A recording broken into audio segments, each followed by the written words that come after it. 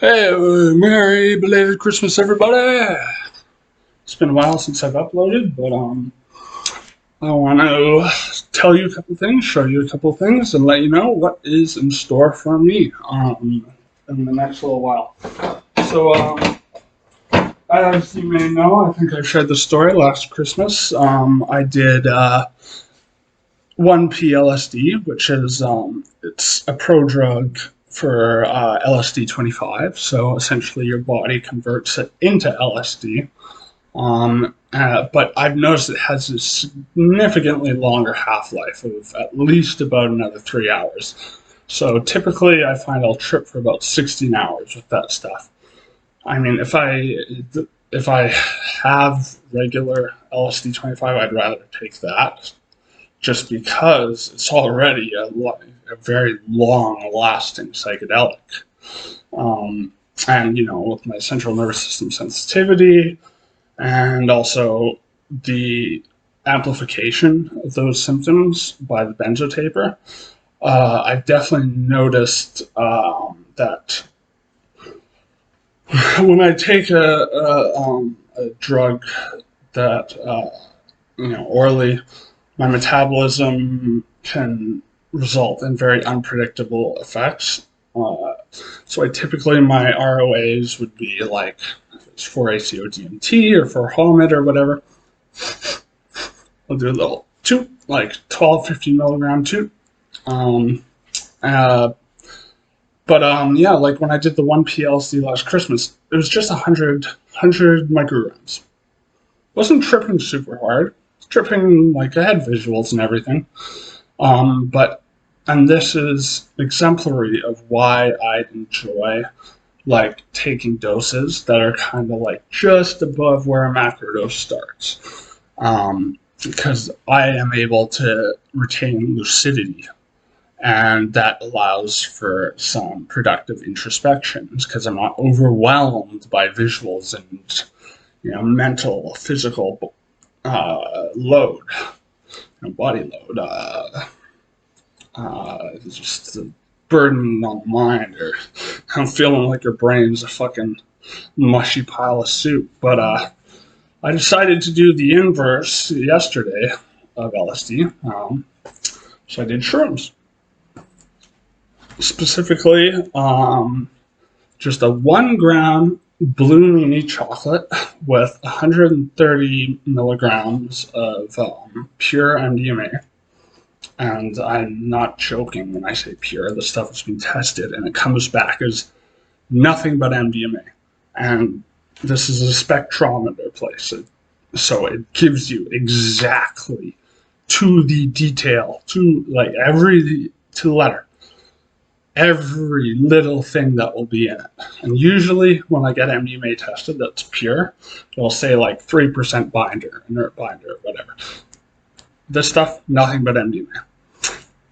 That being said, the serotonin dump of MDMA mixed with a potent Q-benzies like Blue Meanies, which I would argue are probably the strongest, at least that I've tried.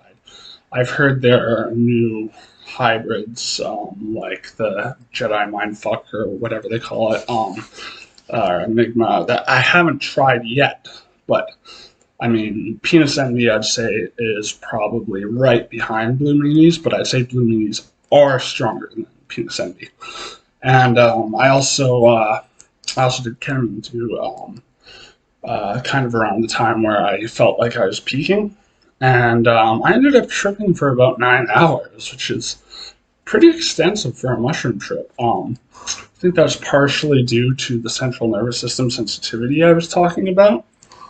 Yeah, I mean, I had a fucking blast, man. Like, the last time I did a Blue Meanie chocolate, same dose, it was fucking intense, dude. Like, I think though, like mainly the reason why was because I smoked a fat joint, like right at the 45-minute mark after taking it, and continued to smoke weed very heavily throughout the entire trip. And for those of you who know, weed intensifies psychedelics quite a bit.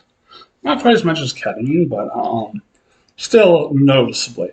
I remember the last time I took it, it was like a sub breakthrough dose of DMT for about an hour, and then it just kind of cascaded into the gradient of like a regular, sort of mushroom trip. And it felt kind of equivalent to about 1.5 grams of penis envy. And with that trip, I did, like, other than the weed, I didn't take anything else. And I was nauseous the entire fucking time, which is one thing I hate about taking mushrooms. Because they do make me very nauseous most of the time. But I felt like virtually no nausea yesterday.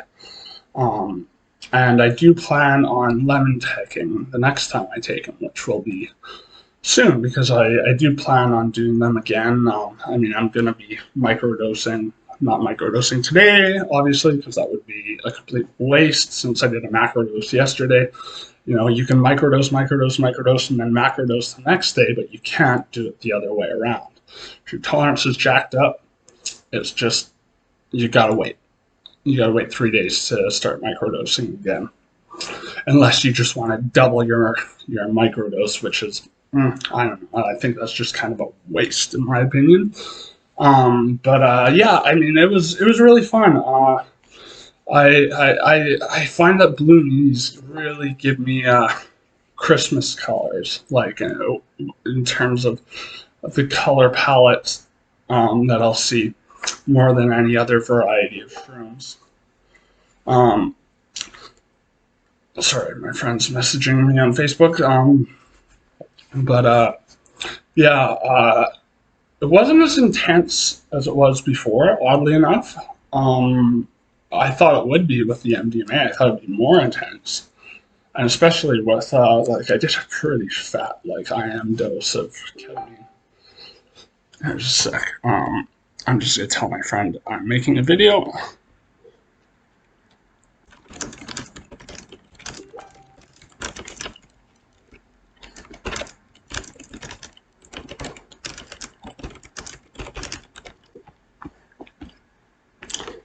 Sorry about that. Yeah, no, it's like what I like to do when I'm tripping is to watch movies, and a lot of people like kind of roll their eyes at me when I say that, and I'm like, oh, why? That's such a waste. And it's like, no. It's not like I just shut my brain off and focus on the movie. No, I'm thinking about it the entire way through. And I started with Doctor Strangelove, which is a classic. I haven't seen it in years, but it's so brilliant. And it's so funny, and it's like, it's prescient beyond like its time. Like, Kubrick, fucking based. That motherfucker was based. Like, he had Operation Paperclip included in the, not he doesn't name it, but, the fact that Doctor Strangelove is constantly fighting with his hand not to see Kyle. Yeah, and it's just, and George C. Scott, young George C. Scott. I love George C. Scott. Can't go wrong with that guy, man. He is a powerhouse of an actor. And I laughed my fucking ass off. And it was interesting because it provided sort of the inverse experience to what I had when I did the LSD, which is, when I did or 1P LSD, whatever, last Christmas, which was that I felt like the blinders had been removed. And I was seeing the ills of society for what it was. And this time around, I watched Doctor Strangelove and found the only logical conclusion to that was to watch Wag the Dog,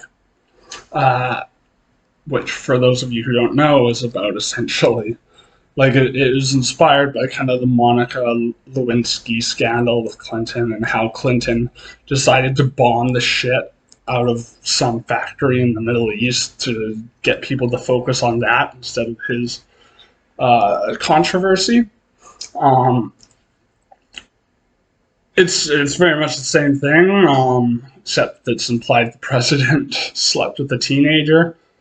which, and so they create this fake war in Albania, and they have Willie Nelson writing fake songs. It's fucking hilarious. And it's so close to a perfect movie, and it captures how the US does disinformation so well.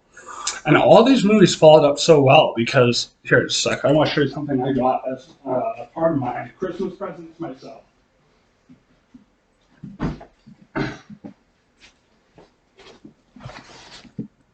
Dark Alliance by Gary Webb. Now, it's very interesting. I found out about Gary Webb about 10 years ago. He was essentially a very small-scale reporter, and he was reporting on how the government would seize and sell property and assets from people who were drug dealers. And so he gets a call from this woman and talks about how her boyfriend is being held in jail and his property is being seized, and he is yet to see his day in court, and they're fabricating all these elaborate ruses that he allegedly made to try and escape the prison with C4 and helicopters, and it was just all kind of bullshit. And Gary Webb, he was very skeptical, and he ended up essentially getting in touch with Freeway Ricky Ross, who's the guy who officially introduced crack to the world. But how would an illiterate, poor individual like that know how to make that with no chemistry knowledge whatsoever, even though crack, as we know it today, is very easy to make? Well, his supplier, Danilo Blandone, happened to be a CIA informant. And I'm sure some of you have heard about the Iran-Contra affair. The Contras were a fascist guerrilla group in South America who were trying to overthrow the Sandinistas, who were a communist group. And so Reagan called them great freedom fighters, even though they had a tendency to go around raping and pillaging. And so there's a movie actually based on Gary Webb and this book called Kill the Messenger, and it's actually very good. I don't think, as much as I love Jeremy Renner, I don't think his portrayal of Gary Webb was very accurate. He had him as more of this adrenaline junkie, rock star journalist, smoke pot and shit. I don't think that was Gary Webb. He seemed like a very average Joe. Just family man kind of guy. And it was still a good movie, though. They had some of the stuff that was wrong. At the beginning, the woman who calls him is Hispanic. In the book, she's white and she's a lawyer, and she's nowhere near as flirtatious, and him flirtatious with her. But they capture how the CIA very effectively managed to discredit Gary Webb essentially into oblivion. And something very, very spookily prescient here was how at the beginning of the book he says,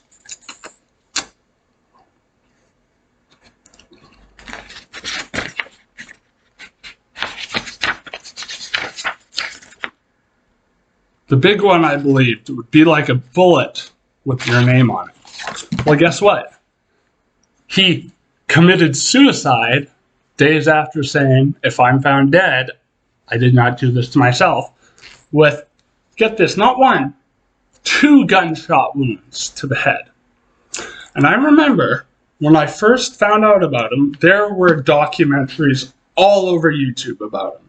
Had DEA agents who were disillusioned by fucking smuggling cocaine to fund the Contras because, they couldn't sell weapons through Israel to Iran anymore, the U.S. government. They couldn't do that to fund the Contras anymore. So they saw the lucrative industry that was cocaine, and then crack cocaine exploded on the scene. So Reagan had essentially this dual prong, because now he had money to fund these raping fascist freedom fighters. What's so fucking free about fascism? But I mean, this stuff is all, you know, it's highfalutin, you know, fucking just blowing smoke up everyone's asses types of, you know, language addresses to the public, you know, because this was concurrent to, you know, the whole just say no Nancy Reagan campaign. And meanwhile, these are the guys bringing it all in. But yeah, the dual prong to that was that once they had the crackheads who started out as essentially rich white people, because cocaine was considered an elite drug. And I believe that's why it's still so popular. I mean, I've done my fair share of cocaine. I used to sell cocaine back in the day. I've done very, very good cocaine, like straight from the source, straight from Honduras. And it's not a great drug. It really isn't. It really isn't. It's an ego booster. It's not the kind of thing I'm looking for. Like, if I could still get methadone, I would much prefer that over cocaine. Any day. But I mean, like, it's been illegal for a while now, so I think it's pretty hard to get. Yeah, I mean, in any case, Reagan, he totally ignored the fact that these crack houses first started with these lawyers, judges, airline pilots, all white, and there was that type of cocaine that's made with ammonia or whatever, where they have to use like a full chemistry lab to make it. Like the other type of freebase, and so they were smoking that. But then the ghetto ass crack, where, you know, you just mix cocaine and baking powder and you cook it, like that exploded into South Central, and that's when Reagan was like, oh, if you do drugs, you'll end up like this disgusting black drug addict, which is pretty fucked up in my opinion. And Gary Webb, I think, was one of the few people who stepped up to try and defend the black community. Yeah, you know. And the thing is, like, 2 gunshots to the head with a .38 revolver. Like, now I would have some reason to doubt that it was an assassination other than a suicide if it was an automatic pistol, because maybe somehow he shot himself, pistol bounced off something, bump fired. Can't do that with a revolver. You literally have to cock the hammer, bang, pick it up again, bang. Does that make any sense to anyone? Tell me what you think. But interestingly enough, ever since the movie Kill the Messenger came out, which is a great movie, by the way, it's got great scores, good reviews, but I had never heard of it. It came out in 2014. I had never heard of it. And I started looking into Gary Webb again after getting this book, which is a great read, by the way. I mean, every page is riveting. Ever since that movie, those documentaries are gone. There's barely anything on Gary Webb out there. Except there's a very good episode of the Montel Williams show, where he is on there with a panel of other people. He doesn't talk very much, but, you know, they actually heard him out and, you know, were on his side, because the Montel Williams show, I guess at the time, had a largely black community, you know, the community who was being affected by this stuff. And, you know, I see the kind of cognitive dissonance today that was occurring back then. And I also see the consequences of the crack epidemic with the fentanyl epidemic today, which was that essentially no one cared unless you were directly impacted by it. Just like anti-maskers, anti-vaxxers with COVID. No one gave a fuck until they knew someone who died of it. And crack cocaine, I know many people, unfortunately a lot of fathers of my friends, who are really cool people, they did crack back in the day, when it was, really like the big addictive drug everyone was doing. And basically, they would want to come down from it. So they would typically do heroin to come down. Because, I've smoked crack like twice, and it's disgusting. It's like you get high for like 30 seconds, and then you fucking just plummet into just this awful crash and fucking burn. So I could see why people would want to bring themselves down from it. I did my fair share of injecting cocaine back in the day, and like that's even stronger. And I always wanted to have heroin to do afterwards to bring myself down from it. But since heroin is no longer a thing, everyone's doing fentanyl. So, essentially what has happened to a lot of my friends' dads is they started smoking crack again, and then they started doing down, which was, it used to be the slang term for heroin. Now it's just describing anything that is an opioid, fentanyl analog, typically combined with a benzodiazepine analog like a tizolam. Far, far more dangerous, far more toxic, just all around bad. I'm so glad I'm not a fucking addict to that stuff anymore. Yeah, you can make an argument that I'm an addict to ketamine, but I stop and start it like fucking at the drop of a hat all the time. So, you can feel free to fucking call me an addict. I don't care, because I do use it probably more than I should.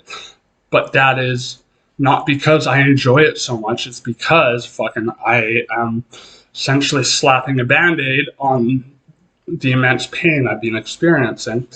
And especially with this benzotaper and my sleep being so shitty, if I don't get a good sleep, my pain clock doesn't reset. So if I do get a good sleep, what happens is throughout the day, my pain gets worse and worse and worse and worse and worse up until it's really bad at night. But then if I get a good sleep, I will wake up and the pain clock will reset.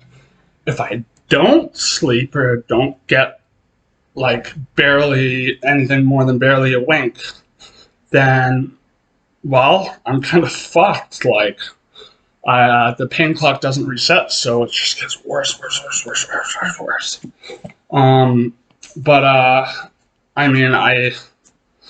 I'm so glad I did that macrodose yesterday. Fucking, I am officially like back in love with mushrooms, and I look forward to doing more of them. And as I said, next time I'm going to try lemon teching. I believe lemon teching, unlike cacao-based chocolate, does not potentiate the mushrooms, but it does ease the digestion, because what you do essentially is you take mushrooms, put it in a shot glass with, you can grind them up if you want to, you don't have to. This is also a great way to avoid the fucking ghastly taste of mushrooms. I hate the taste of mushrooms. Some people like them. I've met people who will eat them and just fucking keep them in their mouth for like an hour, and like just seeing that makes me fucking gag. Like, that's how fucking bad they taste to me. Like, it tastes like athlete's foot, or what I imagine athlete's foot would taste like. But lemon teching, you fucking just take a shot glass, put your mushrooms in the shot glass, put in a bunch of lemon concentrate, let it sit, I think, for about 30 minutes. And essentially what that does is the citric acid, I believe, it breaks down the contents of the mushrooms, just like your stomach acid would do. And ergo, when you kick it back, it hits you in about 15 minutes because your stomach doesn't have to do all the work. And also, it reduces the nausea. So that would be like a hugely instrumental part in me being able to enjoy mushrooms. Because as I said, the last time I did Blue Meanies before yesterday, which was a little over a year ago. I think it was about a couple of weeks before Christmas. Um, it was a good trip. I mean, I made a very poor choice in movies. I watched Manchester by the Sea, knowing nothing about it, and it was so depressing that it kind of put me in a very depressed headspace. But I also had nausea from the jump all the way through, feeling like I was on the verge of puking. I mean, I was still very functional. Like, I made a meal for my family and everything, but I remembered while I was cooking, just thinking about how lonely I was, and just like I just was feeling like a sad sack of shit. Um, and yeah, just to go back to the juxtaposition between what I was saying regarding my LSD trip last year. I'm just gonna say LSD because it is metabolized into LSD, 1P LSD. Like it was like I was blind, but now I could see, and it was very humbling. But this time around, it was like, especially watching Doctor Strangelove and Wag the dog, it was like an adjunct to that, in a sense that I could still see all that stuff, but I just thought, fuck it, all I can do is laugh at the absurdity. Because as great as that one PLSD trip was, it did kind of set off sort of dark night of the soul for me. And that I thought, fuck, well, there's so much corruption, so much wrong with this world. What the hell do I do? I'm only one person. And yesterday, my trip was like, you can only just laugh at it. You can only just laugh at the absurdity. And so that's what I did. And it was a great time. And so, yeah, I'll wrap this up by saying Gary Webb, he is being like thoroughly in response to the release of that movie, Killed Messenger, which shows how the Los Angeles Times and the Washington Post were essentially envious. They didn't get to the story before him, so did everything in their power to try to cut his legs out from under him and make him look like a quack. Just saying, all his claims are interesting, but unsubstantiated, when he has pictures of the people he's talking about. He cites a lot of the files. There's Freeway Ricky Ross.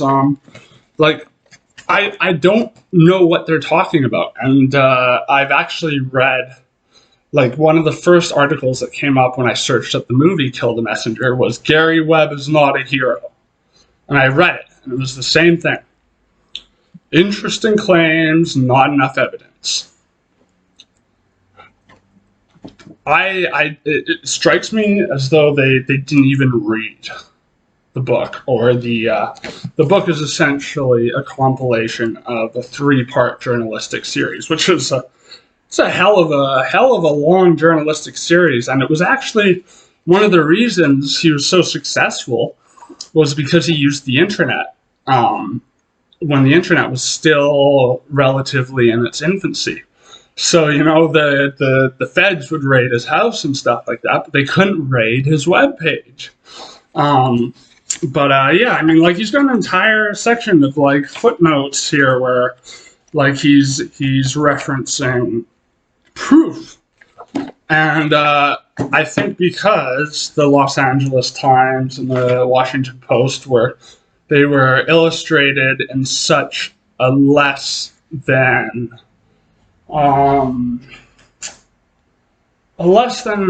revering light, more of a, yeah, fuck, why did he get this and we didn't? Why did this small-time reporter fucking beat us to the punch? Let's do everything we can to destroy him, to kill his credibility, and dig up as much dirt on him as we can and just throw it at him. And essentially, they were working if not directly with the CIA, they were playing into the hand of their COINTELPRO type disinformation campaigns.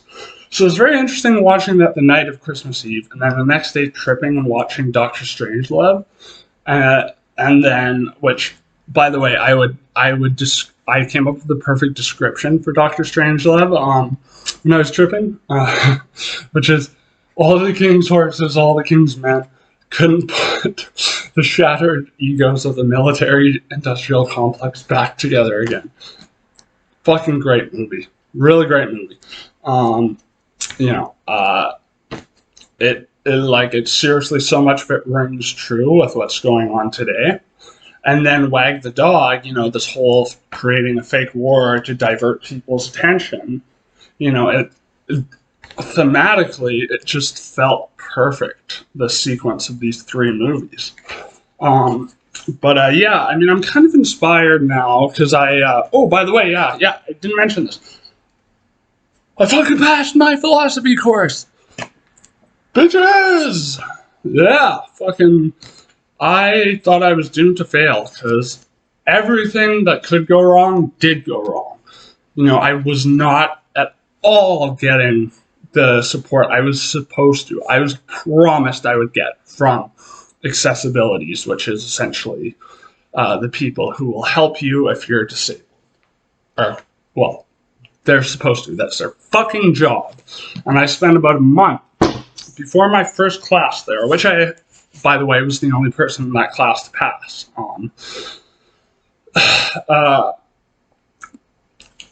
And I actually might make another video where I'll read you my paper, where I did a lot of rigorous research into how anxiety and stress contribute to physical pain, abdominal issues, generational traits, and it had to be a scientific paper, so I had to cite a lot of scientific studies, but it's very interesting. Tell me if you want to hear that. I did upload a very sort of slipshod video essay of my psychology project on Calhoun's rat or mouse utopia. I mean, they were mouses, but people usually refer to it as the rat utopia. And I compared that to Henry Ford's disastrous experiment that was Fordlandia, which was supposed to be like this all-American utopia. I got no help from accommodations. I spent a month getting all the paperwork I needed from my doctors to prove to them I did indeed have the disabilities that I do. And they weren't supposed to afford me very much. They were supposed to afford me like a little bit of leniency with punctuality. So like if I was 10 minutes late maximum, then it wouldn't take away from my grade. But they didn't do that, so it did take away from my grade. Because, it's kind of hard and I have to bike there myself. And also just with ADD, I'm very bad with timing. As you may have noticed, I'm a bit of a scatterbrain. They're supposed to afford me 1.5 times the amount of time allotted to finish an assignment, which turned out not to be true anyways. It was only for exams. But they didn't do that anyways. They didn't do their job at all. They just tried to sell me on student fucking loans. And if there's one thing I'm proud of in this life, it's that I'm not in debt. I've never owned a credit card, and I don't plan on doing it anytime soon. I'll just, if I need to buy something with a credit card, I'll pay someone else to do it for me. Because I do not fucking want debt. I am on disability. I make just about no money at all. Certainly not enough to subsist myself throughout the month. Hence why I'm a fucking 28-year-old fucking living with his parents. It brings me no pleasure in saying that, but it's true. I love my parents. They're great. They are very supportive to me. I am blessed to have them. They were even nice enough to be like, okay, if you're going to trip, we'll go out for 4 hours and let you trip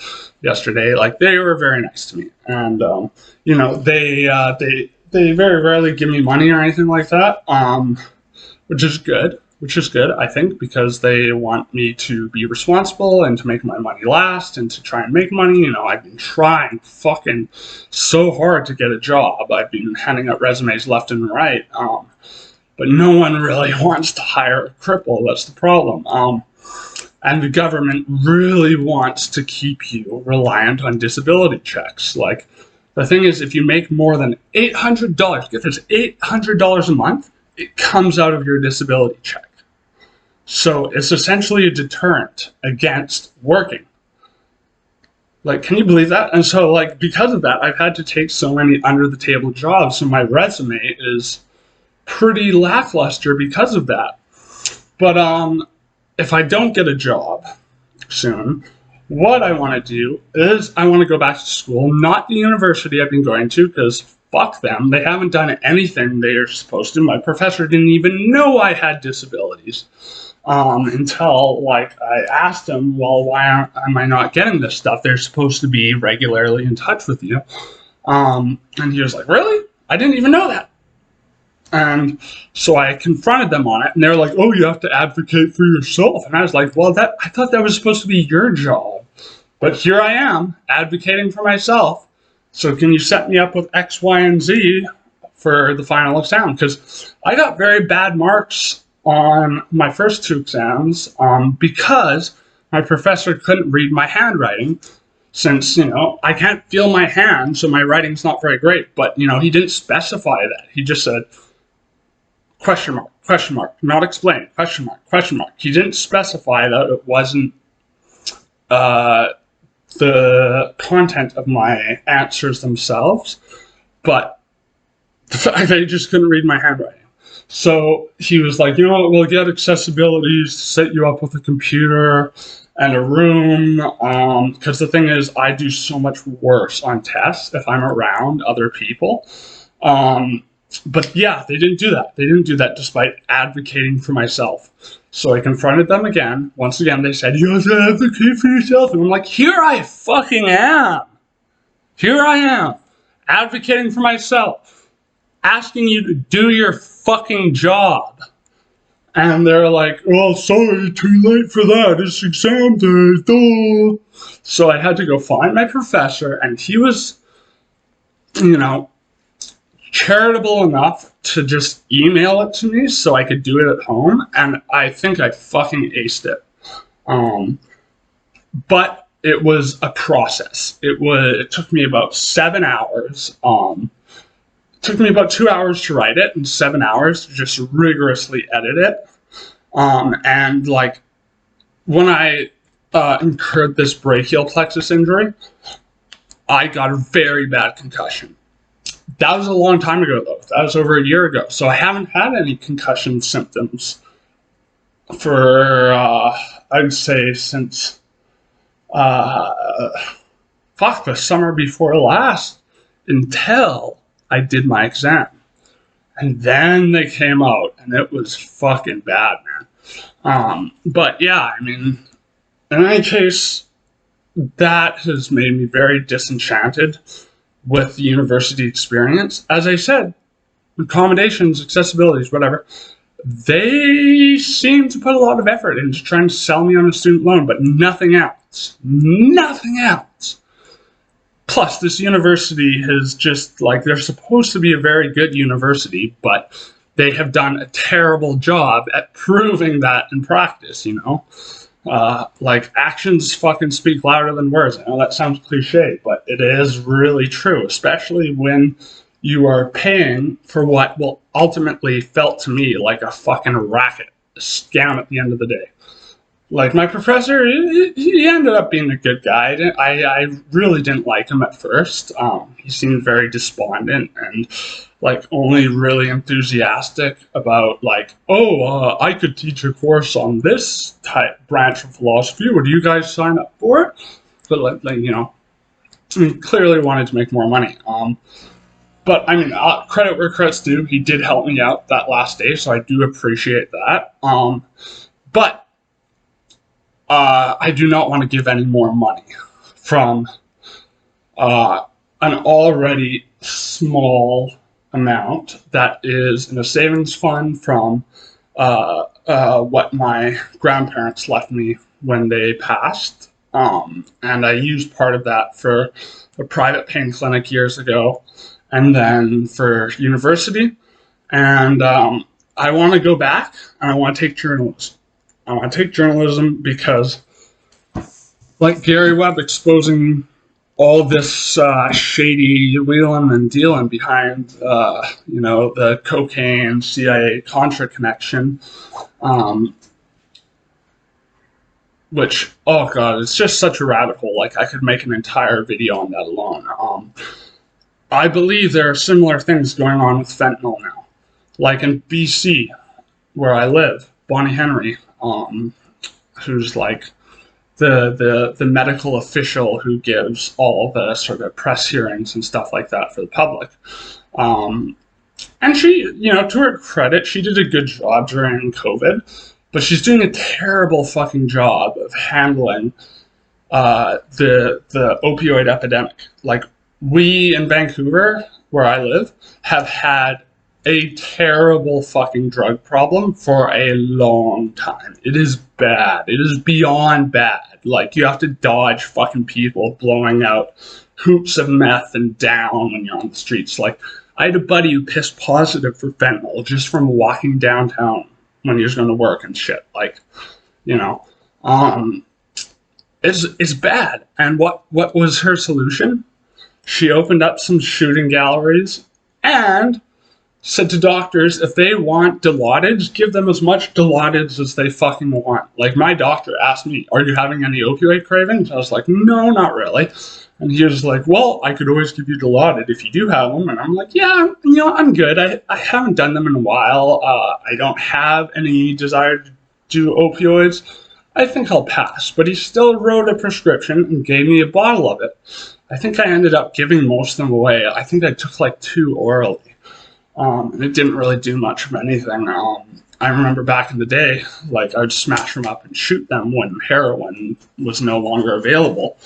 But they, especially compared to fentanyl, are nowhere near as strong. And it's, not exactly healthy to be shooting pills. That was her solution. They even had a vending machine where addicts could go and fucking, they'd punch in a number they were given and they would get Dilaudids. And what happened was they just ended up selling them for fentanyl. It's fucking ridiculous. Like I remember back in the day, Dilaudids used to cost $10 for an 8 milligram pill if you're going to the block and buying them. Now, they're about $1.50. At least last time I walked by the block, and they were like, dillies, $1.50 a pill. Like because there's such a flood in the market of these Dilaudids, and people just want their fucking fentanyl, so they go for that instead. It's a real shame. And I have, I think, already articulated my theoretical means of remediating these issues. I think, though, the clock's ticking, and because fentanyl is preferred above just about anything else for addicts now, fentanyl analogs, because China was like, okay, Mr. Trump will stop sending out fentanyl. So they just started sending out fentanyl analogs, which were like 10 times as potent, 10 times more deadly, which addicts would make themselves, like in these government SROs that are constantly burning down, because these are places that they're shoving homeless people into, homeless addicts, and they are enabling their drug addiction as much as possible. Like, I've been in these places. They are scary. I'll hear people screaming bloody murder. Every second person I pass will try to sell me fentanyl. And there are constantly addicts just fucking buying it off the web with a Tislam and mixing it up into what essentially looks like if someone snorted a fucking line of Pop Rocks and then just looted it out and let it dry. That's what it looks like. It's fucking disgusting. I did fentanyl a couple times towards the end of my opioid addiction.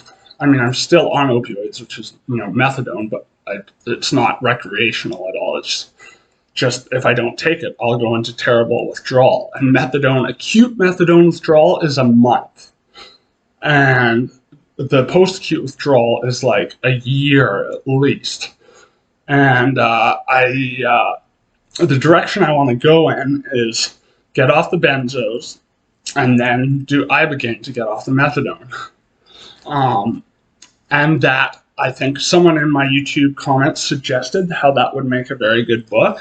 And I'm actually, like, I've never considered writing an autobiography before. I've considered, so thank you to that person, by the way. You'll have to remind me if you see this video, comment. So if I do get there, I do write the book, I can credit you as someone who helped inspire me to write it. I've heard so many success stories with ibogaine.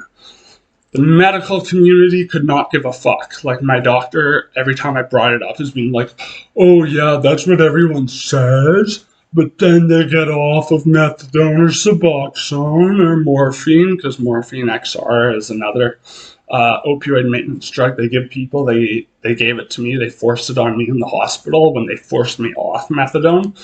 And it fucking crippled me. I was getting like arthritis, and I had gastric reflux just going and I was so constipated that it took 8 days for me to take a shit, and I was fucking chugging pig light, which, for those of you who have done colonoscopies and where you have to drink like 4 gallons of it or whatever, is not nice stuff to drink at all. And also, like, giving myself enemas and stuff just so I could take a crap. It was fucking awful. And, like, because I had that backed up constipation, I could feel the toxicity. I know that's the system of a Down song. I don't know if that's an actual word, but you know what I mean. Just coursing through me. I felt poisonous. So I got off of that stuff as quickly as I could, and onto Suboxone, which they totally botched, and I went into precipitated withdrawal more times than I can remember, because it's so painful, you black out, essentially, from the pain. And then I came off Suboxone because it wasn't doing any favors to me, and went on methadone. Methadone, I would say, seems to be the lesser of the evils, although it is far more addictive than any of those other drugs and harder to get off of. But I think, I would like to be a journalist. I would like to go into these communities, communities of all sorts that are, central to either good sides or bad sides, or sort of compatible sides in the middle of that spectrum. When it comes to drug culture. Anywhere from people trying to rehabilitate themselves and, fix their brain, or at least help partially repair their brain, which I believe psychedelics do indeed do. I mean, it hasn't been shown in human studies because of the illegal status of them, but it has been shown very, very predominantly in lab rats that essentially synaptic plasticity happens, and your hippocampus becomes more active. My hippocampus must be terribly inactive because of my major depressive. I don't get antidepressant effects from ketamine. Most people do. Don't get them from microdosing. Microdosing is 60% more effective at fighting depression than SSRIs. SSRIs certainly didn't, but it was hard to tell because I was having seizures the entire time.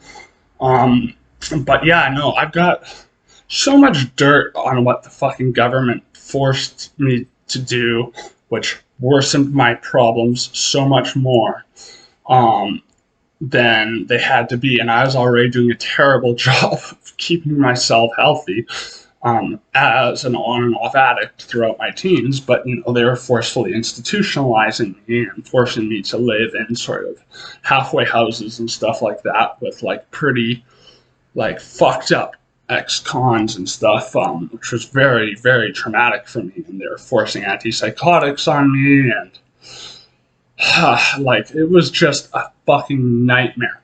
Antipsychotics are like worse than any other drug I've taken. Like, it would make me get akathisia, so I would be like literally, like, people thought I was on meth. They, like, I was tweaking. I would just want to sit down. I'd sit down, and then it'd be like, fuck, I have to pace. I have to get up and pace. And, like, I started, like, it made me feel like I was on a high dose of, like, LSD all the time. I was, like, tripping fucking dick on this stuff. These are all symptoms that show you don't need them. But that just was, like they responded that way. Okay, well, we'll try doubling the dose. You just need more. And it's like, no, I don't. These are all symptoms that show I don't have that neurochemical deficiency that requires an antipsychotic. And for people who do, like, it's like a chemical lobotomy. I've seen it. They sleep like fucking 23 hours a day. They're so emotionally void. I mean, yes, there are cases where people certainly need them. I'm not going to deny that for a second. But I don't. I have depression, not psychosis. Yeah, so I feel like I would have grounds to sue the fucking government if I wanted to. But I, unlike a lot of people, I'm aware of the consequences that come with lawsuits. Time, fuckloads of money, and you're really gambling. You're really gambling with that. So I'd rather do an expose, maybe like kind of Gary Webb did here. You guys have heard most of my life story through the videos on this channel. I believe that I could, in multiple parts, write those pieces up until the time that I do the ibogaine. I would do ibogaine as soon as possible now that I have free time on my hands. But the problem is, since I'm on benzos and a high dose at that, if I was to stop, I could potentially die from a seizure, because benzodiazepine addiction is life-threatening. Hence why a doctor has no choice but to taper you. Especially with the dose they started me on, like 80 milligrams of Valium, which is way too much. I tapered myself down to 60 in about a week. But ever since then, it's been very, very tough. I've only gone down about 9 milligrams. I do 25 in the morning, 26 at night. So yeah, 51 milligrams. Or is that 52? Fuck, I'm bad at math. Anyways, it's a lot. It's a lot. It's enough to where if I didn't take it, I would probably have a seizure and die. The thing is, ibogaine lasts about 36 hours, and you're fucking out of your body. So unless they have some way of administering benzos to me while I'm fucking gone, I could potentially die, unless they were to give, my doctor was to give me like phenobarbital or phenobarbital, whatever, which I was given the first time I got hooked on Xanax, for a very short period of time. It's got a very long half-life. I mean, I didn't take enough to like feel a buzz or anything, but I highly doubt my doctor would do that, considering he fucking demonizes psychedelics to the nth fucking degree. He thinks it's the same as like doing fucking cocaine, fucking fentanyl, shit like that. There's really no convincing him otherwise. I mean, proof is in the fucking pudding. I did macros yesterday for the first time in over a month, probably. The last one was the 4 Hamet. And that was a fucking while ago. And my energy is so much better today. You can tell there's more color in my skin. I mean, unfortunately, I'm having to record off my laptop, so it's not the best quality. My phone is it's being kind of fucking, it's being kind of recalcitrant. It's not being super helpful. Like, it keeps saying the storage is full. I deleted like fucking all the videos, try to take another one, and then it will just cut the video off when I'm like halfway through. And as you can see, I tend to make long videos because A, I tangent, but B, I feel like these are points I need to fucking hit. Whether the marks are in a linear trajectory, which with my train of thought almost is never the case, no matter like how fucking good my energy is, no matter how uplifted or otherwise I feel. I have very fucking bad ADD, so my thoughts are all over the place.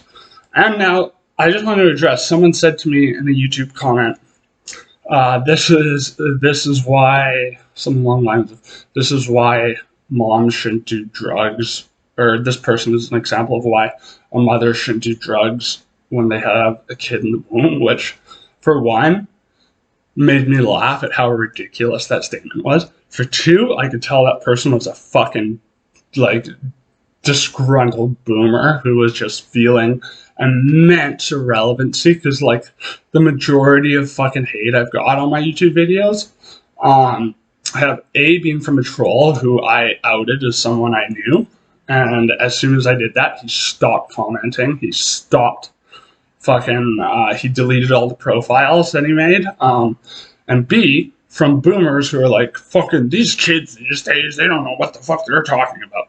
And and also I know that like the only drugs my mom has done is she's alluded to maybe doing cocaine a little bit in college, but that's it. That's the extent of it. Other than me accidentally giving her honey oil instead of CBD when she had a very nasty bike accident, which was not a fun experience for either of us, because I had to basically hold her hand and tell her she wasn't dying for 6 hours. But yeah, no, other than that, fucking, yeah, no, my parents didn't drink, didn't smoke, didn't do drugs. Well, fucking, I was fucking inside the womb. So that's not the issue. There is, yes, I seem to have inherited the worst of my family's hereditary traits, like, you know, my grandmother's and my grandfather's major depressive disorders. You know, it's just a laundry list of shit. Like, I'm essentially like I'm the most by far fucked up person in my family. But I think it will be a nice turn of events for me to, like, I'm already proud of the fact that I, you know, do as much exercise as I do, and I put on 20 pounds of muscle in the last year, which doesn't sound like much, but for me, that's a lot. My body does not hold on to fat.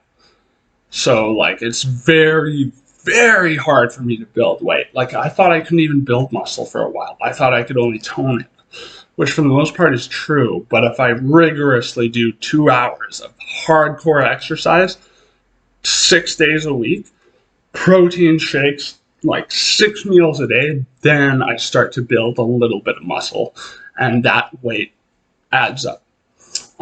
So I've been good about that despite feeling like fucking dog shit all the time.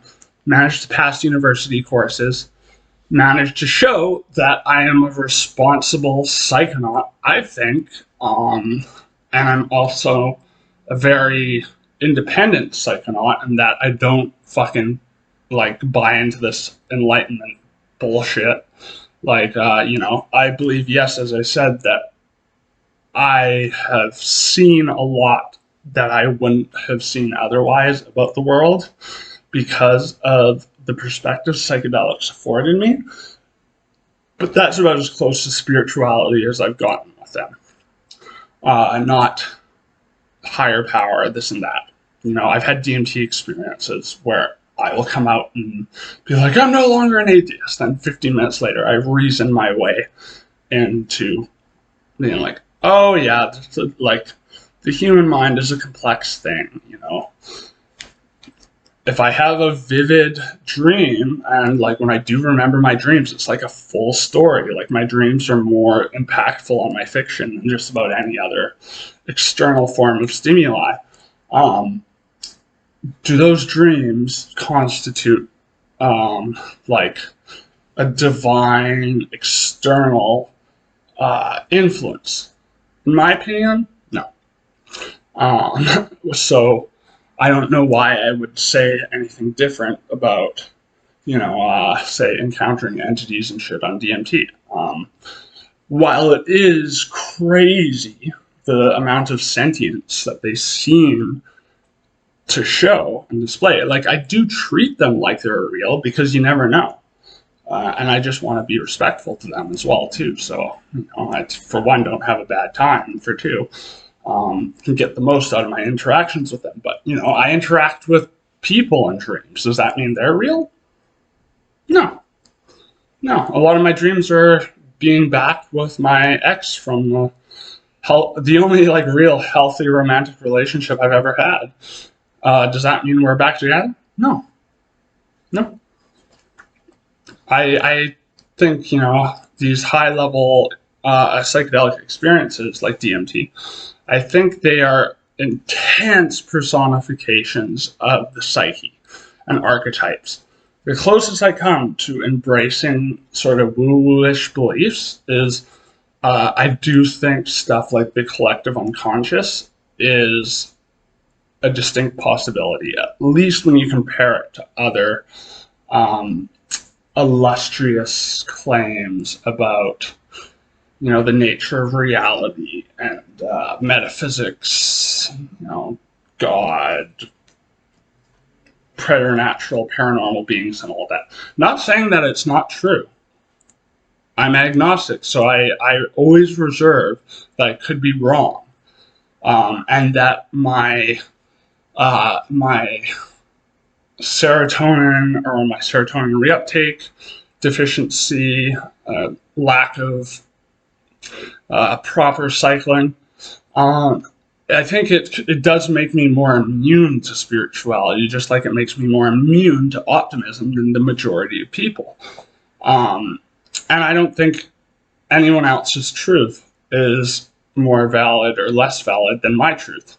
So I try to give people who are spiritual, in a sense of, embracing something that is supernatural and intangible, immaterial, but that is viscerally apparent to them.